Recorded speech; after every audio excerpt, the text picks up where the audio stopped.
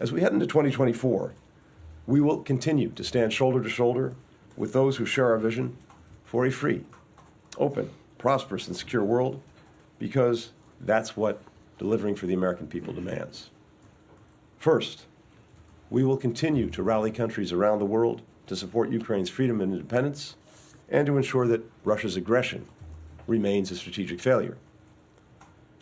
Putin has already failed to achieve his principal objective in Ukraine, erasing it from the map, subsuming it into Russia. It's been a hard year on the battlefield, but once again, Ukrainians have done what no one thought was possible. They stood toe-to-toe with one of the world's biggest militaries. They conceded no territory despite multiple Russian offensives. And they pushed Russia's Navy back in the Black Sea and opened a corridor to allow them to export their grain and other products to the world. Russia is weaker militarily, economically, diplomatically. NATO is bigger and stronger and more united than at any point in its nearly 75-year history. This year, we added our 31st member of NATO, Finland. And Sweden will join soon, bringing even greater potency and capability to our defensive alliance. International support has been critical to Ukraine's success.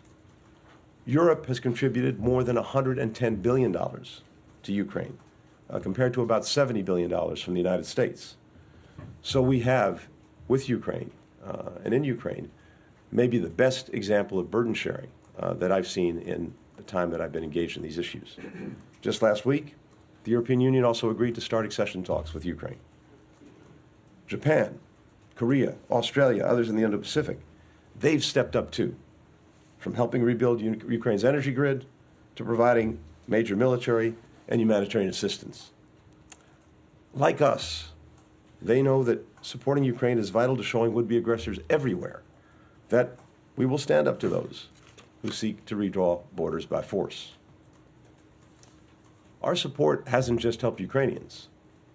90% of the security assistance that we provided to Ukraine has been spent here in the United States, benefiting American businesses, workers, communities, strengthening our nation's defense industrial base. President Putin has boasted in recent weeks that, and I quote, Ukraine has no future. He thinks his strategy of waiting us out while sending wave after wave of young Russians into a meat grinder of his own making will pay off. On one and only one point, I agree with Putin. America's ongoing support is critical to enabling Ukraine's brave soldiers and citizens to keep up their fight, to ensure that Russia's war remains a strategic failure, and to continue helping Ukraine move toward standing strongly on its own 2 feet, militarily, economically, and democratically. Putin is betting that our divisions will prevent us from coming through for Ukraine. We have proven him wrong before. We will prove him wrong again.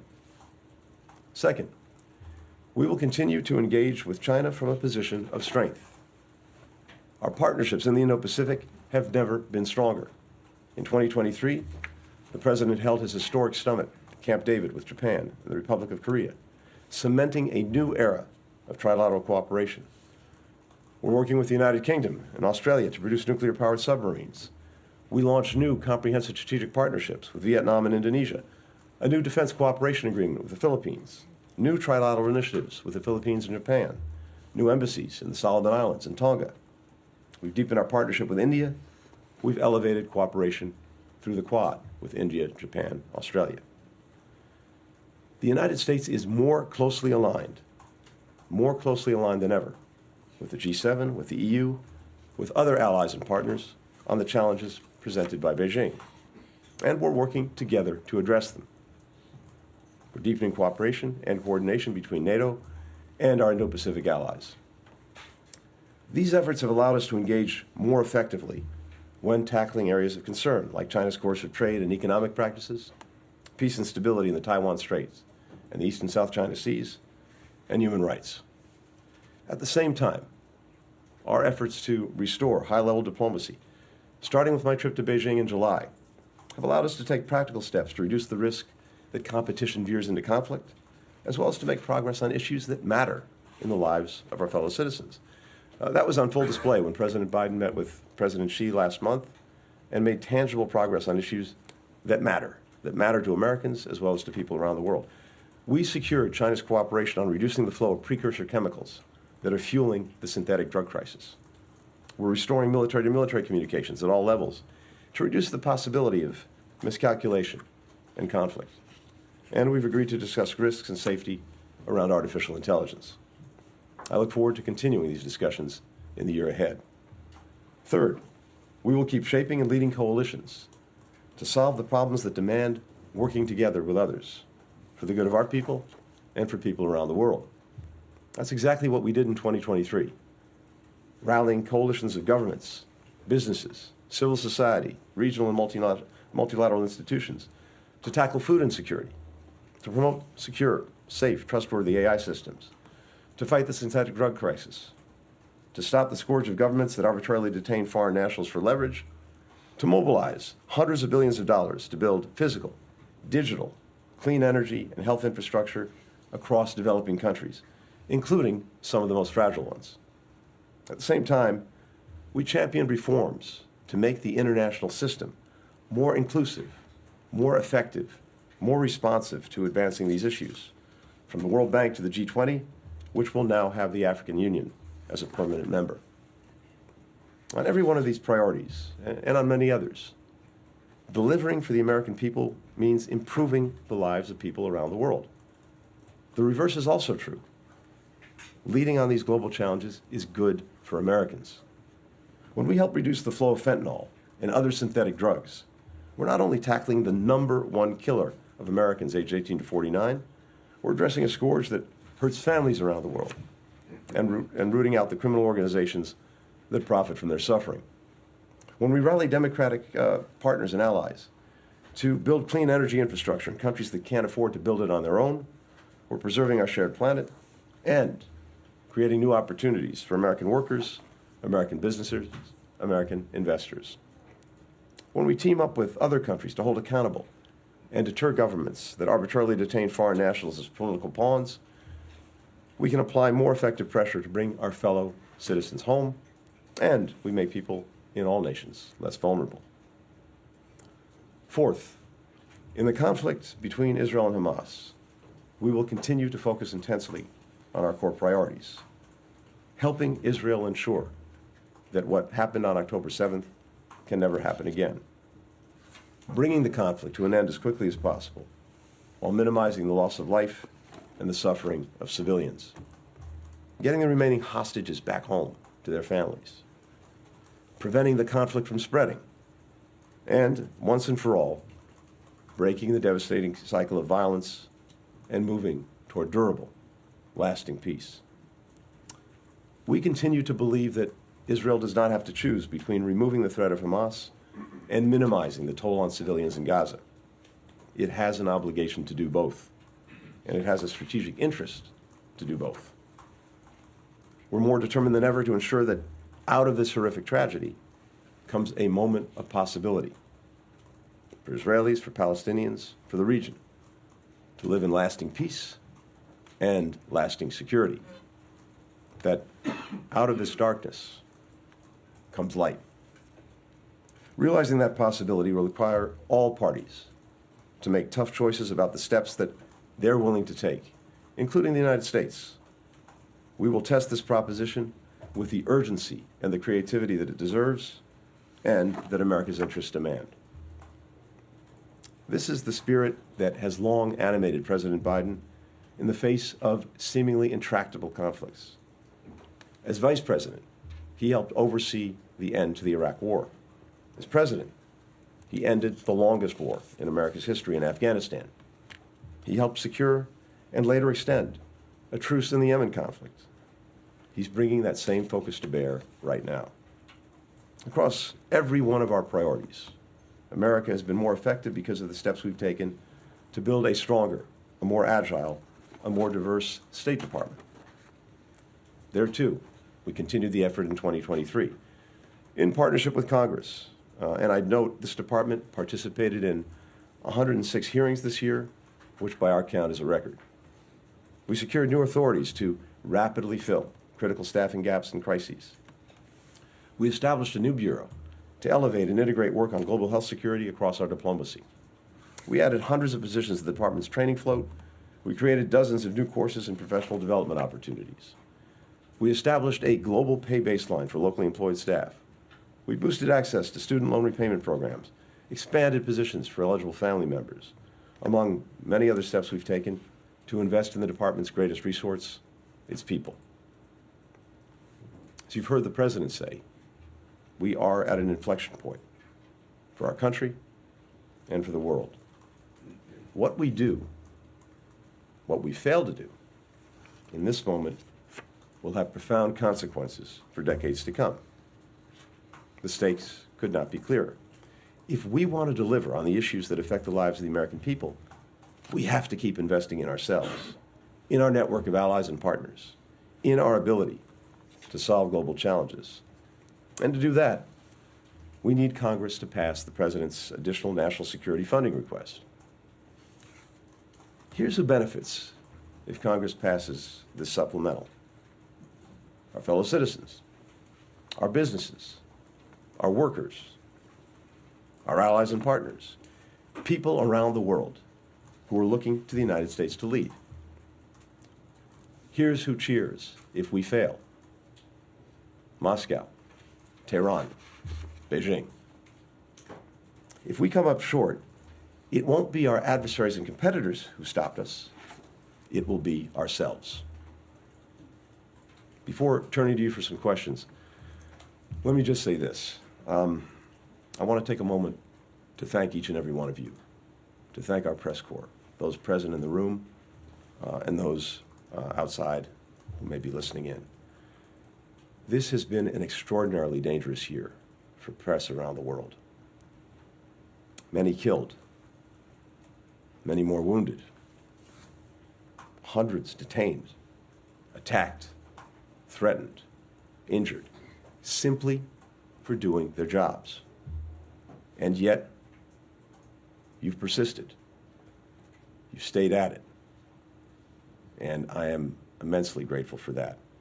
To all the reporters here today, with whom I've clocked a few miles this past year, your relentless efforts to ask tough questions, often multi-part, and get accurate, timely information to people around the globe is a true public service.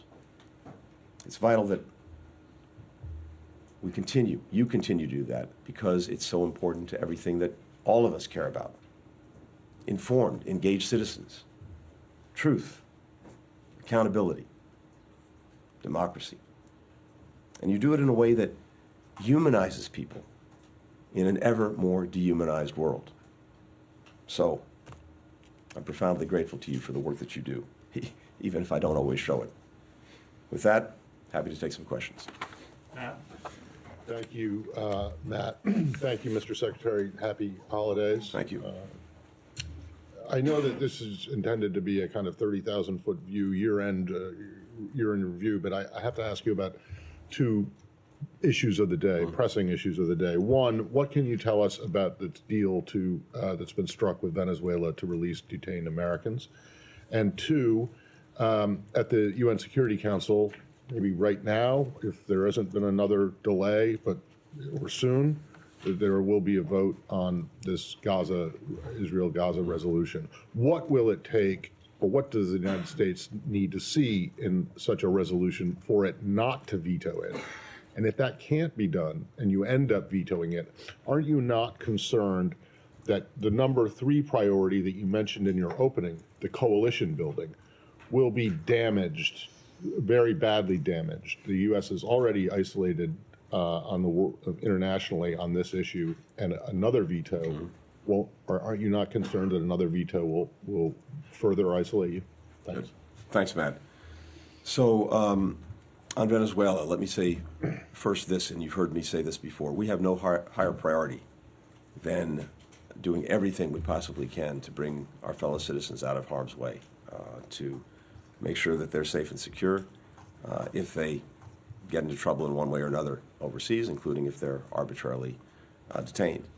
And as you know, we have secured the release over the past couple of years of nearly 3 dozen Americans who were arbitrarily detained. That is work that continues every single day in any place around the world where Americans are being wrongfully imprisoned or detained. So this has been a priority for us broadly. It's also been a priority when it comes to Venezuela. And we want to make sure that our fellow Americans are released. We are also focused on political prisoners in Venezuela and trying to ensure their release. So what I can say in this moment is this. We have a lot of work going on both of those fronts right now, and we hope to have some good news to share probably later today. But for now, that's what I can share with you. On the UN Security Council vote, you're right. This is going on as we gather here. We continue to engage extensively and constructively with a number of countries to try to resolve some of the outstanding issues in the Security Council resolution. The purpose of the resolution, as stated by the countries that put it forward, is to facilitate and help expand humanitarian assistance that's getting into Gaza, and we fully support that. In fact, the United States, from day one, has, I would argue, done more than any other country to make sure that that could happen. My first trip to Israel and to the region after October 7th, we focused on getting an agreement to start getting humanitarian assistance into Gaza. And a few days later, that started with the opening of Rafah. That was necessary, but very much insufficient. We've been working ever since to expand that. Just in the last couple of days, you've seen, again, as a result of work that many of us have done over the last several weeks, Kerem Shalom opening, so that not only are goods inspected at Kerem Shalom, which increases the capacity of the ability to get goods into Gaza, but now goods are going directly from and through Kerem Shalom into Gaza. In addition, we have commercial products going in, not just humanitarian assistance. We've made sure that we have a sustained delivery of fuel at levels that the humanitarian community tells us are necessary to make sure that desalination plants, sewage systems, telecoms, trucks, hospitals can be powered and function. And of course, we continue to work on this every day. For example, making sure that once assistance gets into Gaza, it can actually move around and be distributed safely and securely with predictable routes, times, access. So we've been at the forefront of all of these efforts. And we want to make sure that the resolution in what it calls for and requires actually advances that effort and doesn't do anything that could actually hurt the delivery of humanitarian assistance, make it more complicated. That's what we're focused on. We're engaged, as I said, in very good faith with other countries. We've been working this intensely. I've been on the phones about this for the last couple of days. Linda Thomas Greenfield, of course, in New York, has been leading our efforts. So I hope we can get to a good place. To the last part of your question, let me say this. Look, what I have seen from day one is that countries throughout the region, as well as countries around the world, want to work with us and are looking for American leadership in this crisis, even countries that may disagree with us on certain issues that have come to the fore. That's been a common refrain. I've been not only in the region multiple times and traveled to not just Israel, but to virtually all of our Arab partners and others, including Turkey. We've been on the phones constantly, including this week with all of our Arab partners. And the common refrain is they are looking for American leadership, and we're working to provide that. Michelle Kellerman, all the way in the back. I am right in the back. Hey, Michelle. Just real quickly on the Gaza, how would you characterize the talks on a new hostage deal for a pause? Is that imminent? Are you making progress on that? And then more broadly, we end this year with much of the world blaming the U.S. and Israel for or seeing it as America's war also. It's hurting America's image in the world. There's a stalemate in Ukraine and no new aid package. The fighting goes on in Sudan. I wonder if there's anywhere that you're rethinking strategy or have some ideas on how to change the dynamics on any of those conflicts. Thank you. Thanks, Michelle. On the question of hostages and a pause, this is something we'd very much like to see happen. As you know, we were instrumental in getting the first humanitarian pause that facilitated the release of 110 hostages. Israel has been very clear, including as recently as today, that it would welcome returning to a pause in the further release of hostages. The problem was and has been and remains Hamas. They reneged on commitments that they made during the first pause for hostage releases. And the question is whether they are in fact willing to resume this effort. But certainly it's something that we would welcome. I know that Israel would welcome. And I think the world would welcome. So we'll see what they choose to do. We remain very actively engaged in seeing if we can get a pause back on and hostages moving out again of Gaza. That's something we're on every single day. More broadly, I think what's important to always remember is that virtually none of the challenges we're dealing with are like flipping a light switch and you suddenly get total success in the course of a day, a week, a month, even a year. It's almost always a process and a constant effort to get to a better place. We were talking about Ukraine a short while ago. Very important to put this in context. As I said at the outset, if you look at where we were in February of 2022 and where we are now, well, February 2022, when the Russians went in, most people were predicting that they'd make very quick work of Ukraine and Putin would succeed in his goal of erasing it from the map and subsuming it into Russia. That has failed. And it's failed first and foremost because of the courage of the Ukrainian people, but also because of the leadership we provided in making sure with dozens of countries around the world that Ukraine had what it needed to succeed in repelling the Russian aggression. And now we're engaged in an effort to help Ukraine stand on its own 2 feet democratically, militarily, economically, not only dealing with the current challenge that Russia continues to pose, but setting it up for the long term. And a lot of very important and good work has been done and continues to be done on that. Militarily, we have 30 countries around the world now that are helping, including the United States, that are helping Ukraine build a future force, one that can deter aggression and defend against it if it comes in the future. We're extensively engaged on trying to bring much more private sector investment and activity into Ukraine so that it can thrive economically. And we're having some real success there. And that creates a virtuous cycle where investment comes in, the tax base goes up, and increasingly Ukraine can pay for itself. And of course, we're working to deepen democratic reforms and help Ukraine combat corruption, which is necessary for getting that investment to flow, and also for Ukraine to be a strong democratic state going forward. And as I mentioned, we just had the EU open accession talks. Now, all of that takes time.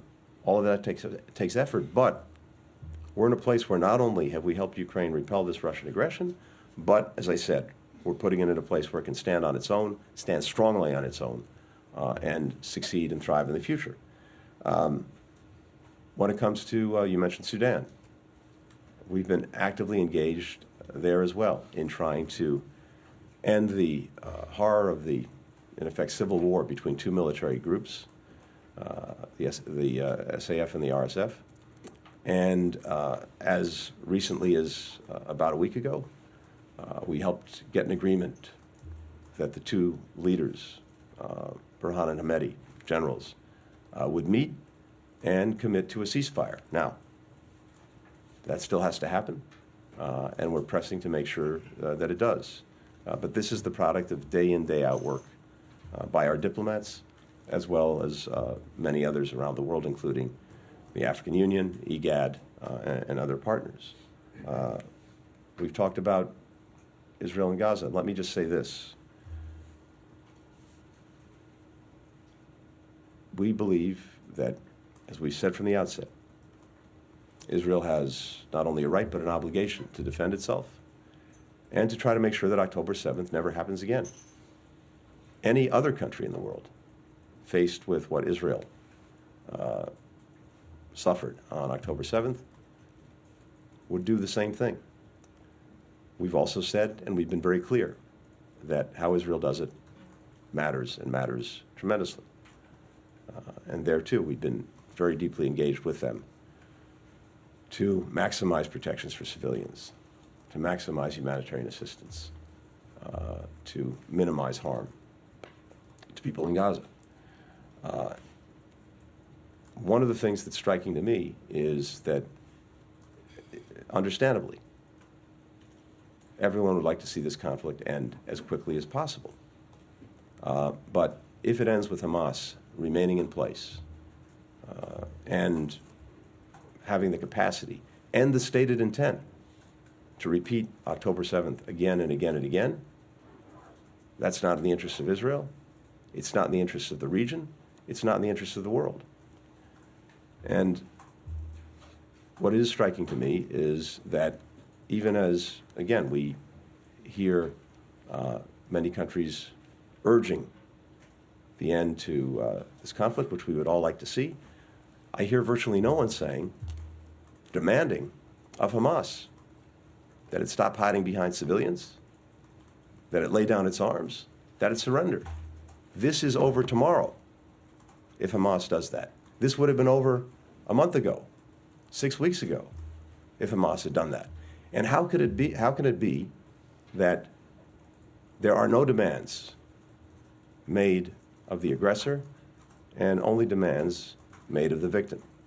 So it would be good if there was a strong international voice pressing Hamas to do what's necessary to end this. And again, that could be tomorrow. Leon. I have a follow. Sir? Oh, there you are, Leon. I was looking for you. Right there. Sort of. Thank you. I'm sorry to insist on this a little bit. I mean, I know you've just given answers, but I mean, you're very careful, obviously, publicly as to what you say on the Israel-Gaza conflict, Hamas conflict.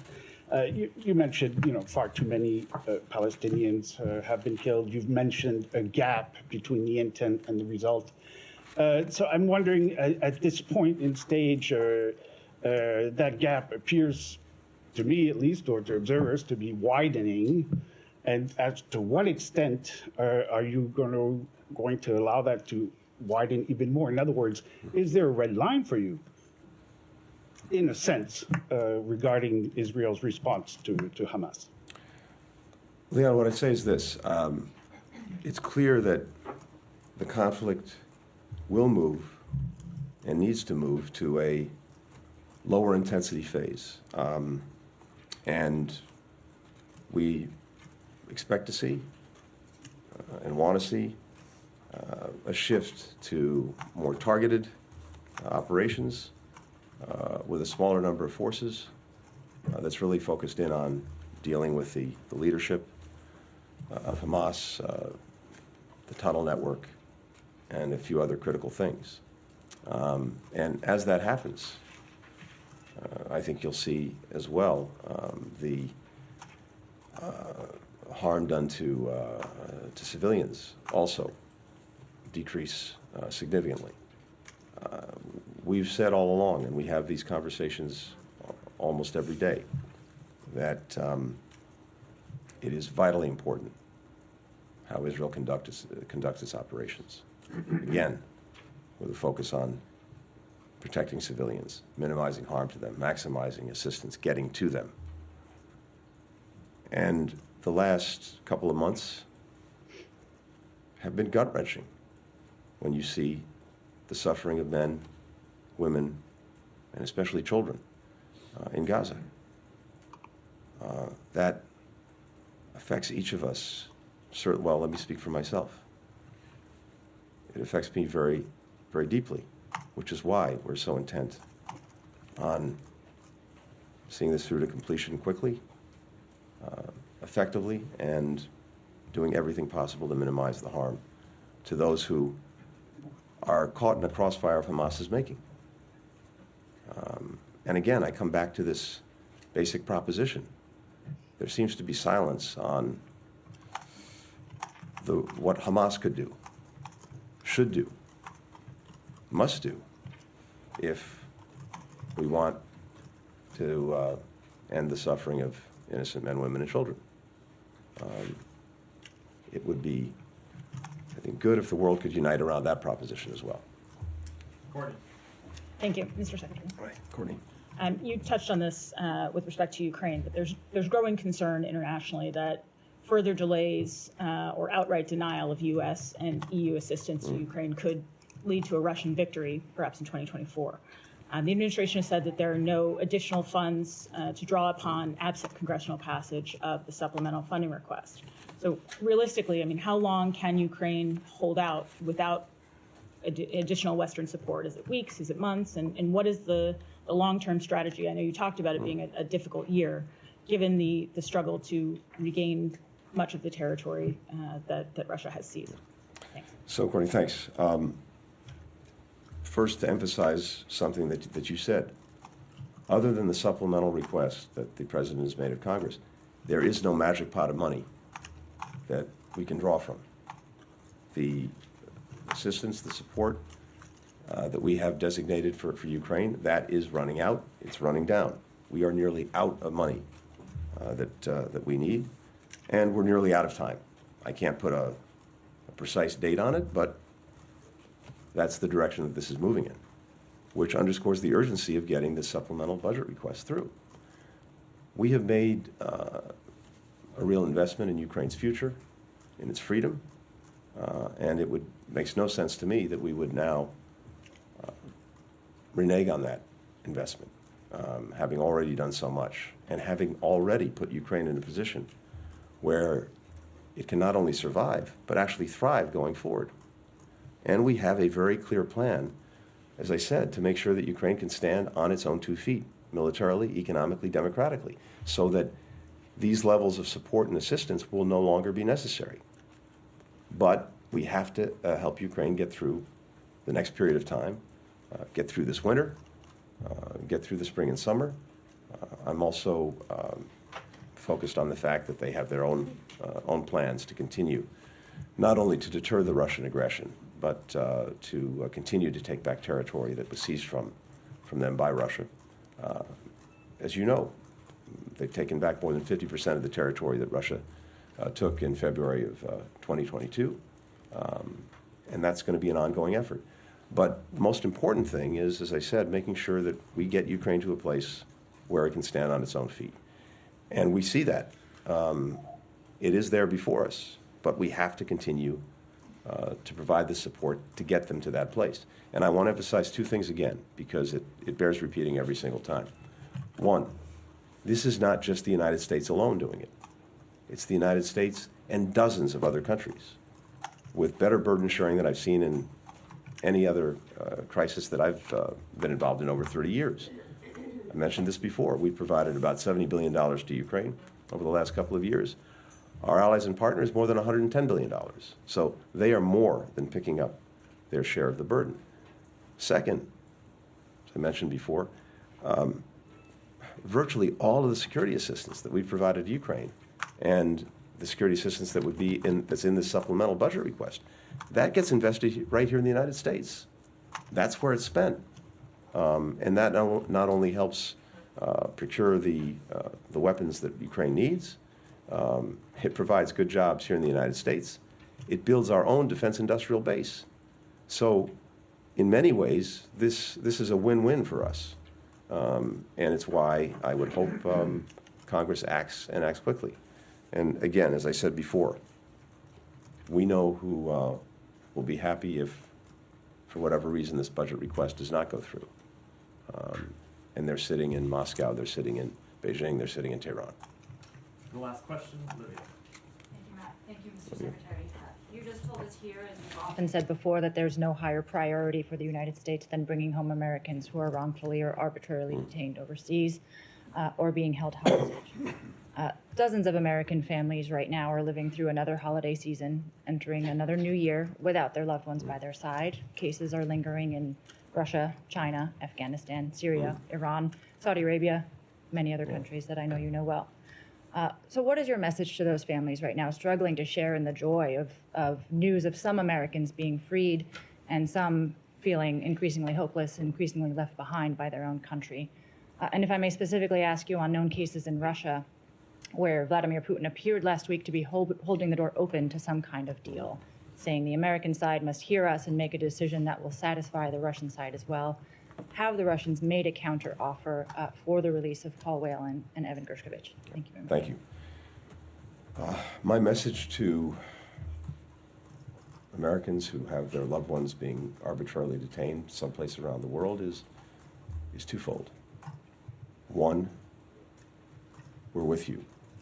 The President is with you, and he's working for you every single day to bring your loved ones home.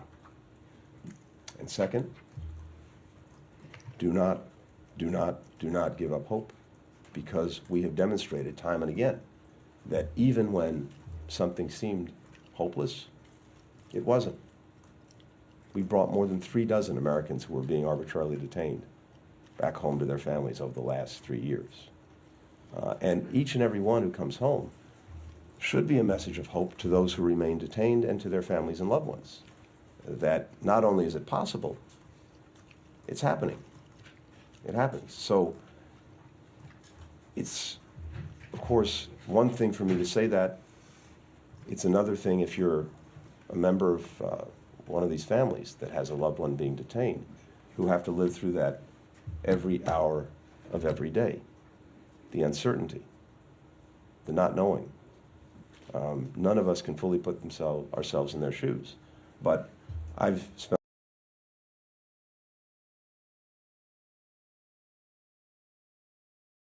a lot of early detained. And for the President, this is not, these are not names on a piece of paper. These are not numbers. They're real people, real families, whose lives have been torn apart by the arbitrary actions of other governments or groups. And remembering, as I do every day, that we're talking about real people, real lives, real families. That's what motivates us to do everything possible to bring them back. With regard to Russia, Evan, Paul Whelan, all I can say is this: we're very actively working on it. And we will leave no stone unturned to see if we can't find the right way to get them home and to get them home as soon as possible. I can't get into any more details than that. You'll understand why, but it's very much a focus of our actions and activities. Thanks. Thank you all. Thanks, everyone. May I wish you a very happy New Year, holiday season. I hope we won't have occasion to see each other during this period, but you never know. And for those who are joining our next Middle East trip, which leaves in a few hours, we'll see you then. Thanks. Happy holidays.